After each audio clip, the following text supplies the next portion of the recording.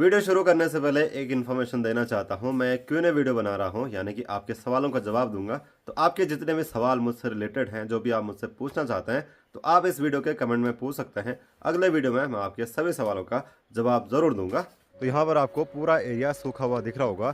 यहाँ पर मेरी माँ ने घास का फव्वारा लगा के रखा हुआ है, तो सारे गांव के लोग एक साथ जाते हैं। पहाड़ों में आपको हर चीज का जुगाड़ मिल जाएगा, उनको ध्यान से देखना पड़ रहा है। तो अब हमारी भी जिम्मेदारी है कि हम भी कुछ। तो मुझे गाँव में निकिता मिली। सुबह के 7:30 बज चुके हैं और 7:30 बजे सामने के पहाड़ों पर धूप लग गई है और पहाड़ काफ़ी खूबसूरत दिख रहे हैं। तो हमने अपने गाय भैंसों को भी बाहर निकाल दिया है और माँ भी चली गई है पालक के खेत में पालक की सब्ज़ी निकालने के लिए। आज नाश्ते में पालक की सब्ज़ी बनेगी। और 7 बजे के आसपास सामने पहाड़ों पर धूप लगती है और धूप को मेरे घर आते आते 8:45 बज जाते हैं। चलिए वीडियो की शुरुआत करते हैं। नमस्ते internet, this is Ashutosh Negi. आप देख रहे हैं नमस्ते पहाड़। नमस्ते फ्रॉम पहाड़ों की इन हसीन वादियों से।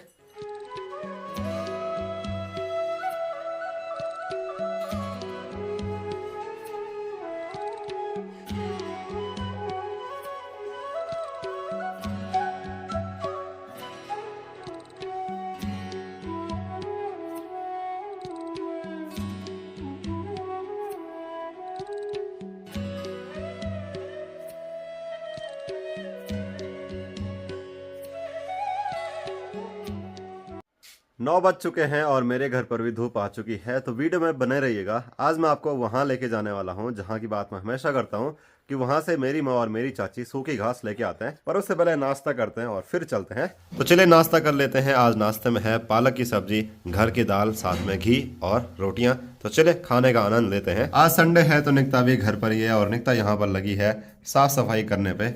निकिता तो भी आ रही है वहाँ।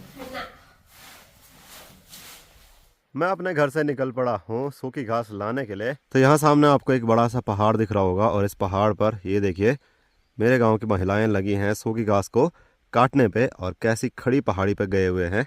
तो पहाड़ के गांव का जीवन बहुत ज़्यादा मुश्किल होता है। ऐसी पहाड़ियों पर, ऐसी दुर्गम जगहों पर आपको जाना पड़ता है घास लाने के लिए।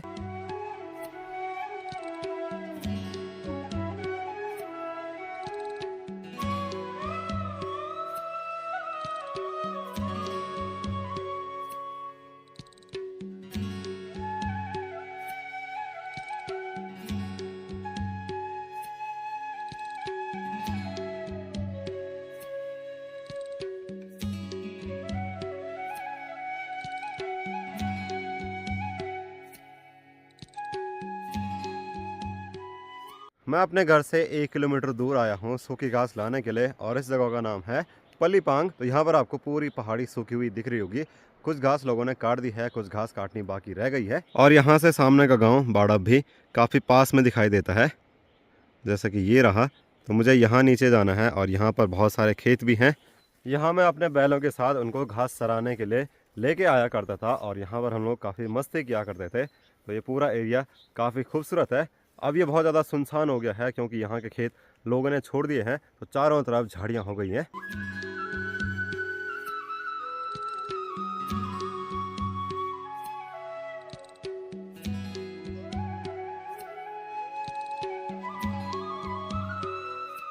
बाड़ाव गांव ठीक यहाँ से शुरू हो जाता है और कुछ घर यहीं पास में ही हैं।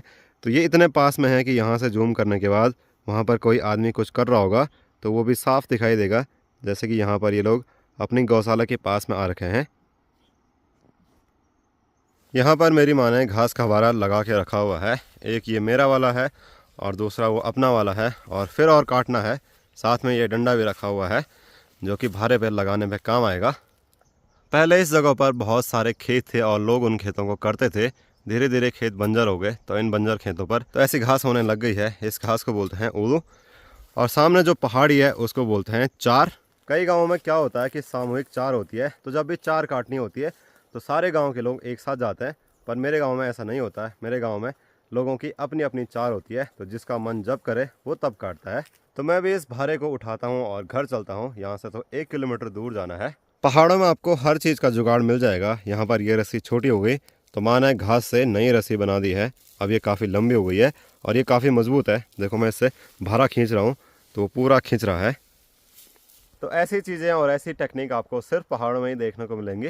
पहाड़ों में अगर रास्ते अच्छे हों तो सब काम आसानी से हो जाएगा, पर पहाड़ के रास्ते बहुत ख़राब होते हैं। जैसा कि ये वाला देख लो, एक बारीक सी पगडंडी है और इसी पर इतना बड़ा भारा लेके जाना है। अगर कहीं ऊपर नीचे लग गया और नीचे की साइड गिर गया, भले ऐसा नहीं होता है, यहाँ के लोगों को आदत होती है। अगर आपके गाँव में भी कुछ ऐसे ही सूखी घास जमा करते हैं तो कमेंट में ज़रूर बताना।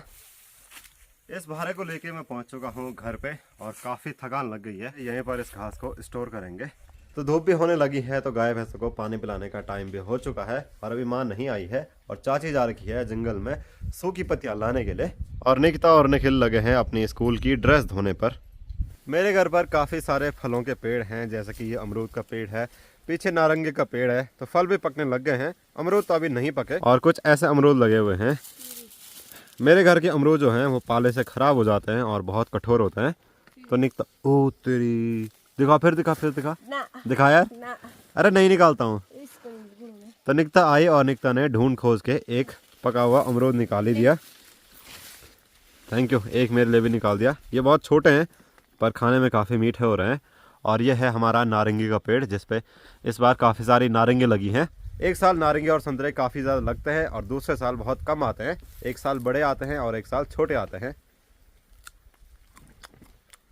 ये वाला पका हुआ है। काफ़ी अमरूद बहुत ज़्यादा कठोर हैं और काफ़ी अमरूद बहुत ज़्यादा सॉफ्ट है, तो इनको ध्यान से देखना पड़ रहा है। जो अमरूद हल्के सफ़ेद रंग के हैं वो काफ़ी ज़्यादा मीठे और पके हुए हैं। और ये सीक्रेट मैंने निकिता को बता दिया है। निकिता भी ढूंढ रही है कब से। तो जैसे कि ये है, ये काफ़ी सॉफ्ट है और पका हुआ है। वैसे अमरूद खाने का मज़ा कच्चे अमरूद के साथ ही है। मेरे घर पर जितने भी फलों के पेड़ हैं, सारे पेड़ मेरे दादाजी के टाइम के लगे हुए हैं। तो फलों के पेड़ों में क्या होता है कि लगाता कोई और है, उनके फल कोई और खाता है। तो जो पेड़ दादाजी ने लगाए थे उनके फल हम लोग खा रहे हैं। तो अब हमारी भी जिम्मेदारी है कि हम भी कुछ फलदार पेड़ लगाएं ताकि आने वाली पीढ़ी उनका लुत्फ ले सके।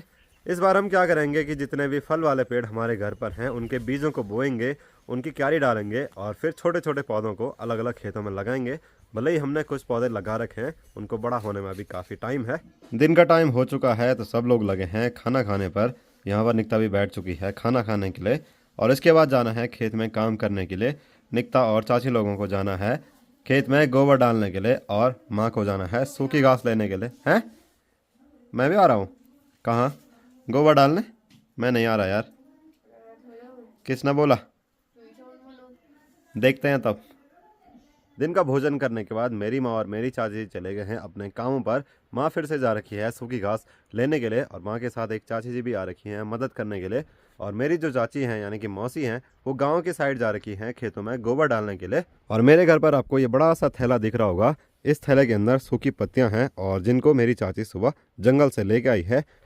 तो ये पत्तियाँ काम आएंगी गाय भैंसों की गौशाला में उनको बिछाने के लिए, ताकि सर्दियों में उनको ठंडी ना लगे। तो इसके अंदर सूखी पत्तियाँ हैं। मेरे गांव में कुछ इस तरीके से जंगल से सूखी पत्तियां लाई जाती हैं। आपके गांव में किस तरीके से लाते हैं तो कमेंट में ज़रूर बताना। पहले एक पारंपरिक तरीका हुआ करता था, रिंगाल से बुना हुआ एक कंडा होता था जिसको चंगेरू बोलते थे। जैसे कि ये रहा, भले ही इसका नाम सॉल्टू है पर इसके जैसा ही होता था, और ये बहुत छोटा है, इसमें बहुत कम पत्तियां आती हैं। इसलिए मेरे गांव के लोगों ने इजाद किया कि एक साड़ी या फिर धोती सिल लो और बड़ा सा थैला बन जाएगा, उसमें लेके आओ, फिर बहुत सारी पत्तियां आएंगी। हमारे इस खेत में धनिया की फसल भी धीरे धीरे बड़ी होने लग गई है। आजकल इसमें पानी नहीं पड़ा, इसीलिए खेत पूरे सूख गए।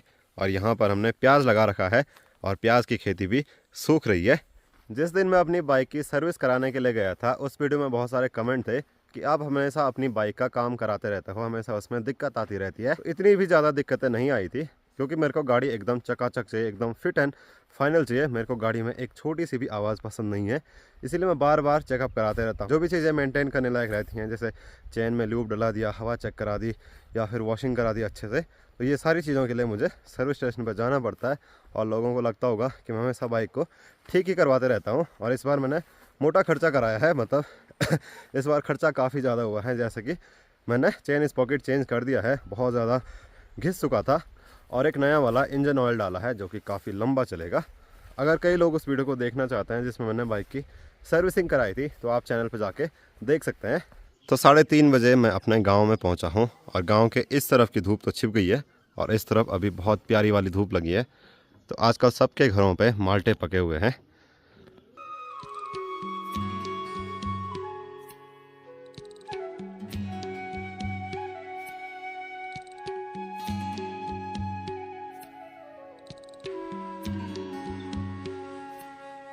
अभी मैं अपने गांव की रोड में आया था और धूप छिपने लग गई है, ऊपर पहाड़ पर जाने लग गई है।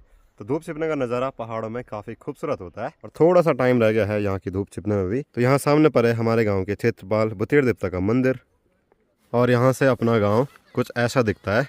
अभी बहुत प्यारी वाली धूप लगी है तो सारे मकान चमक रहे हैं।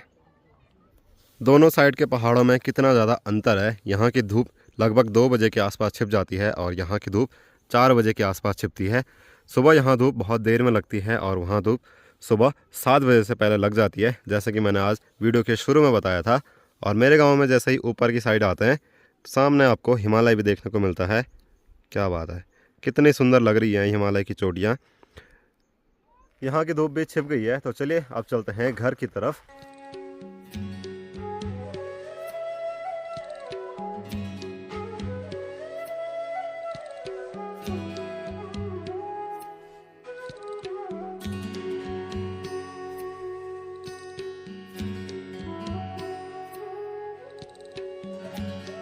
तो दुकान से सामान लेके जैसे मैं घर जा रहा था तो मुझे गांव में निकिता मिली।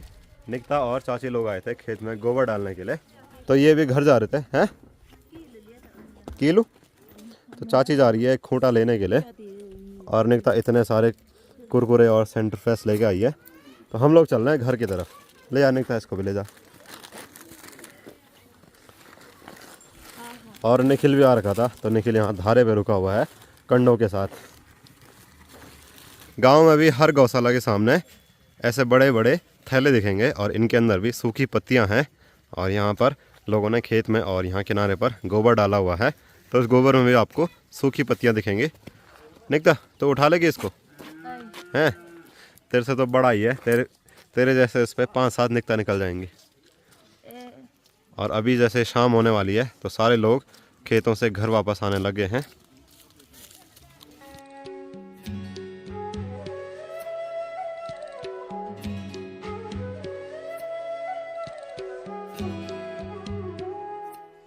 रास्ते में मुझे बहुत सारे लोग मिल रहे हैं और पूछ रहे हैं कहाँ गया था। तो मैं कह रहा हूँ कि खेत में गया था गोबर डालने के लिए। और निकिता ऐसे बोल रही है कि यार गोबर डालने तो हम गए थे और सारा क्रेडिट मैं लेके जा रहा हूँ। जैसे मैं घर आया ना निकिता, पता क्या हुआ? माँ ने पूछा तू भी जा रखा था गोबर डालने? मैंने कहा हाँ।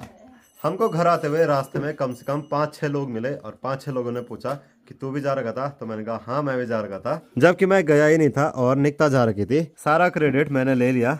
देखा निकिता, ऐसे होते हैं चालाक लोग।